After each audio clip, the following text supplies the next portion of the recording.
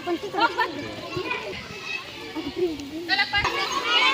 बघा, नमस्कार सर्वांना. Insta family, YouTube family, Facebook family. आमची जिल्हा परिषद शाळा कोंबडवाडी, तालुका जिल्हा धाराशिव छोटीशी परसबाग केलेली आहे.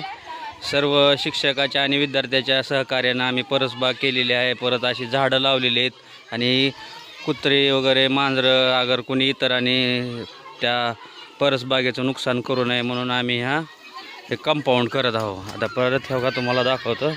इथं वडाचं झाड लावलं आहे. हे बघा, हे वडाचं झाड लावायला चालू आहे. आंबा आहे, इथं पेरू आहे, पेरू.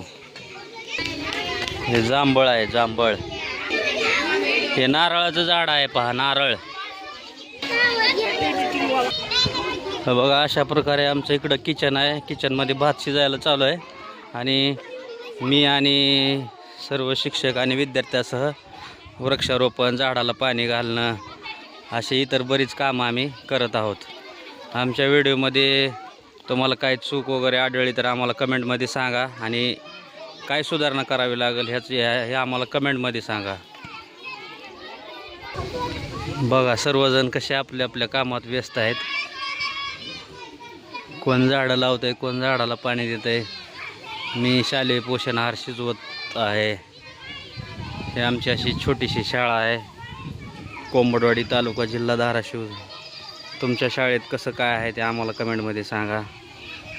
व्हिडिओ आवडला तर लाईक करा, शेअर करा. रामलिंग कांबळे यूट्यूब चॅनलला सबस्क्राईब करा, इंस्टाला फॉलो करा, फेसबुकला फॉलो करा.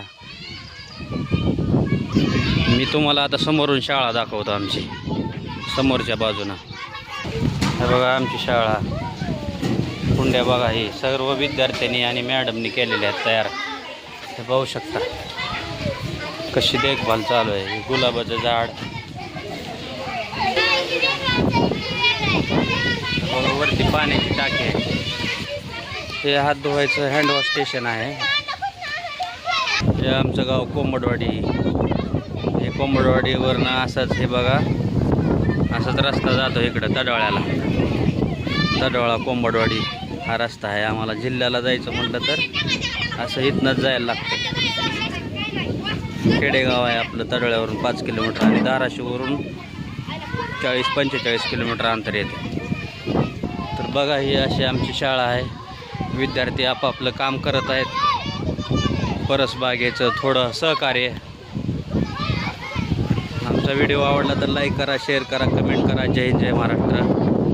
काही चूक भूल झाली असेल क्षमा असावी. धन्यवाद.